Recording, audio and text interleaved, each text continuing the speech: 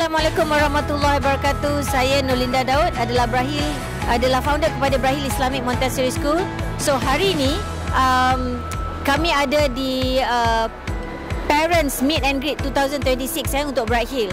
So hari ini semua ibu bapa berkumpul untuk kita dapatkan info more about apa yang akan dijalankan sepanjang tahun di Bright Hill, di mana kami also share dengan parents about the Slim Phonics itu sendiri, dan juga yang paling best adalah kita ada apps kita. So kita ada apps di mana Bright Hill, alhamdulillah impian jadi kenyataan, di mana Bright Hill bercita-cita nak ada apps merealisasikan impian kita tu dapat jadi kenyataan. Dan 2026 kita akan ada apps, alhamdulillah. So parents sangat happy dengan bila ada apps, banyak yang mereka boleh share di dalam sana dan berkomunikasi dengan ibu bapa dengan juga guru-guru.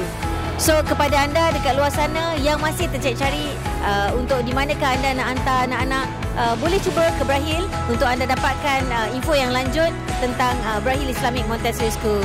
So saya hari ini sangat berbangga dengan semua ibu bapa. Terima kasih kerana spend your time with us di sini, dan semoga kita sama-sama majukan anak-anak kita untuk tahun 2026, dan semoga mereka ini membesar lebih cemerlang, lebih bijak, mereka menjadi luar biasa. Semoga mereka juga memberi manfaat kepada yang lain. Take care everyone. Assalamualaikum warahmatullahi taala wabarakatuh. Bye bye. Bright Hill 2026.